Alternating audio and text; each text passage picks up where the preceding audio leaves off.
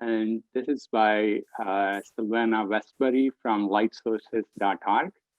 Silvana has been working in marketing and communications for over 20 years. She was the PR manager for the Diamond Light Source, the UK Synchrotron between 2004 and 2016. She took up the role as a project manager for lightsources.org in November 2020. So just to give you an idea, lightsources.org has a membership of 23 synchrotron and seven free electron lasers. And these facilities this resource is valuable for early career scientists and engineers. So Silvana, so you can take over. Right, that looks great. Thank you. Is that looking okay? Yeah, perfect. Excellent, thank you. So very warm thank you to Tony Lazzarotti, Peter Heaney, and the other organisers of this fantastic workshop for giving me this opportunity to speak to you all about lightsources.org today.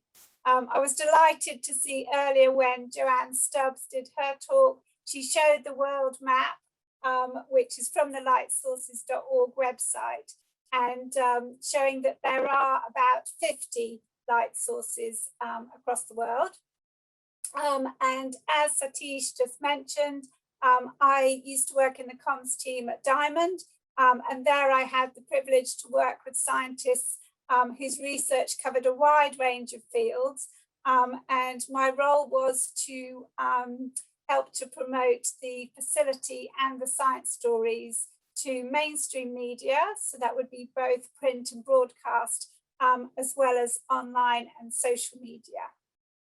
So for those of you who are new to synchrotrons, I wanted to point out that each light source facility is very keen to promote the scientific output that is undertaken on their beamlines, because it demonstrates the impact that they're having on science and society.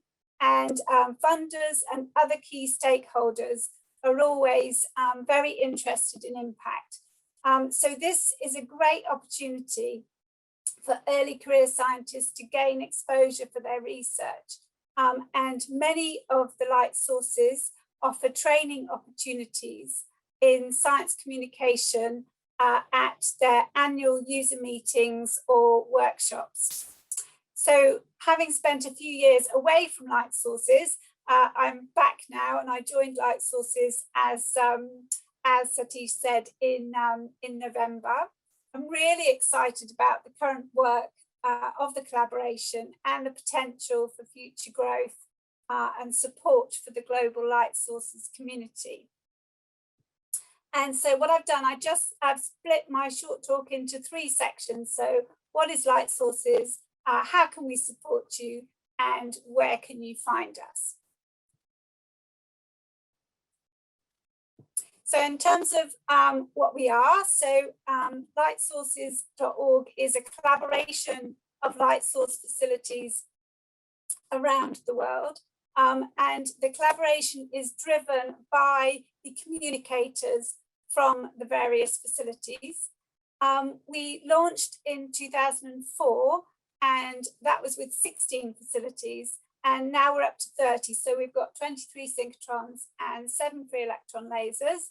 And the SSRL, NSLS2, APS, and the ALS are all members of lightsources.org.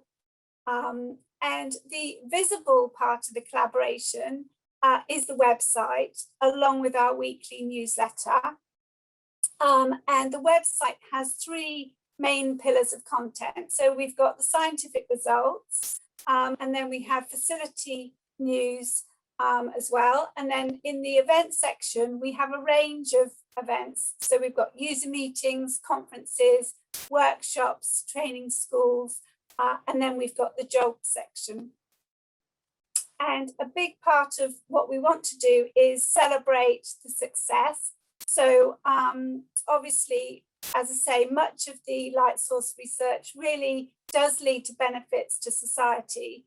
And so what we're doing is we're really providing a global platform for bringing this research together to give it the recognition that it deserves. And we also do an awful lot of sharing best practice. within our collaboration. So we will be talking about things like how best we can support researchers if they're wanting to talk to the media or to the general public. We're sharing very creative ideas about how we can support users of light sources around the world. Other things would be how to run a really successful user meeting. And obviously, since the pandemic, a lot of those meetings have gone virtual. So we've been talking about that. Also, public engagement. Most of the facilities do a lot of public engagement. And again, in these recent times, a lot of that has been via online events. So we've been sharing best practice about that as well.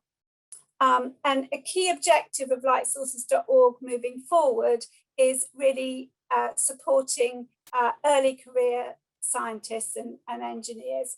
And so we're talking at events like this because we're really wanting to say we've got sponsorship budget, that kind of thing, and we're really keen to talk to people who might be involved in networks for early career scientists. So in terms of connecting the light source community, we have regular meetings, and currently those are happening on Zoom, but ordinarily we would meet twice a year.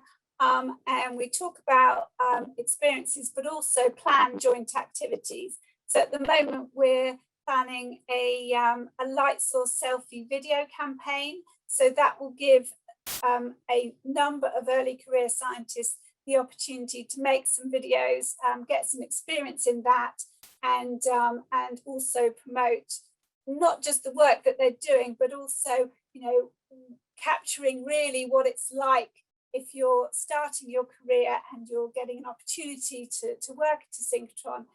How does that feel? And is it as you would expect, or what happens along the way? A sort of quite a personal reflection we're hoping for with that. Also, we're sponsoring the SPIE International Day of Light photo competition. And so that's not just photographs, but we're looking for science results as well. So some of the lovely images that you've been presenting in various talks, those are the kind of things that could potentially be contenders in a competition of this kind. Which has a science and a technology section, and there's information about that on our website. But we're also discussing issues that are relevant across all facilities. So we're talking about sustainability at large science facilities, and we're also talking now about hybrid events and how we can organise those going forward.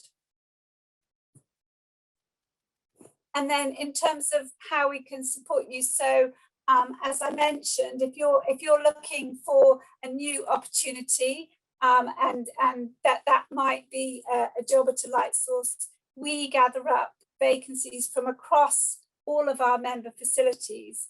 And so these include positions at all levels. So undergraduate, PhD, postdoc, science positions, technical ones, and then all the support departments as well. So procurement, HR, legal, and comms. And then if you've got, as I say, if you're doing research at a light source and you're about to publish some results, then I would definitely recommend talking to the comms teams at that light source. And they can work with you on things like press releases and web articles.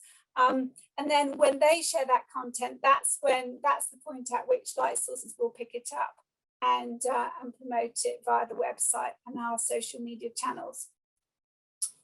In terms of the event section that I mentioned, so if you're wanting to keep up to date with key science conferences, webinars, workshops, training schools, along with all the call for proposals that light sources have, and they happen at different times of the year depending on the facility. So we're basically wanting to give people a one-stop shop for that information, so it's easily accessible, and we're updating that section on a daily basis.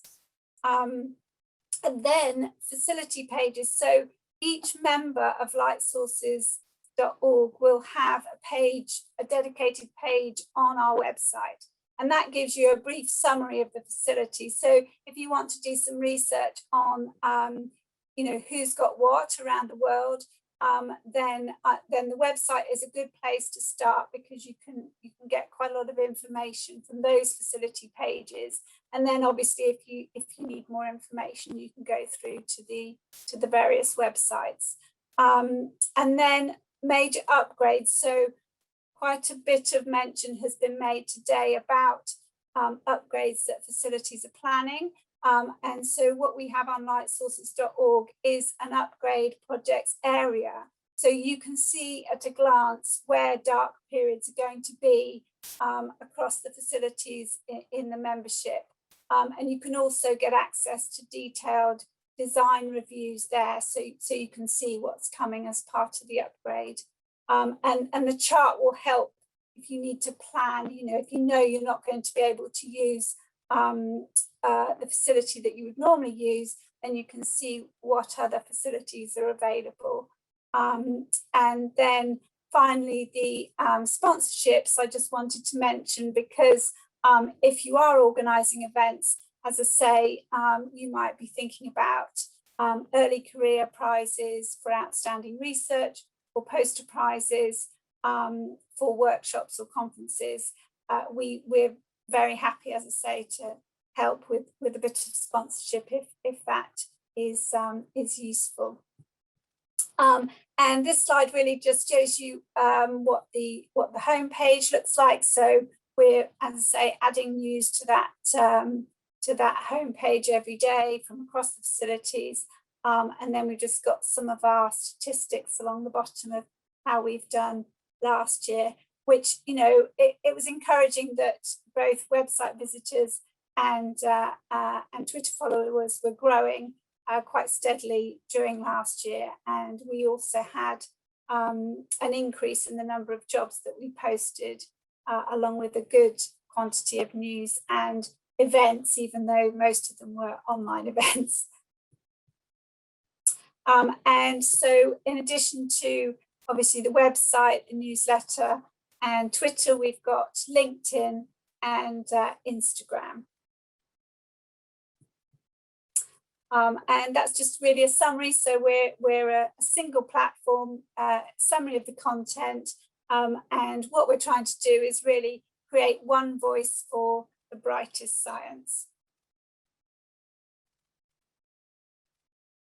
And here you can see all the facilities that are within our collaboration currently. So we've got 30. Obviously, there's a few more out there that aren't members yet, but hopefully they will join us soon. And that's it. Thank you very much for your attention. Thank you.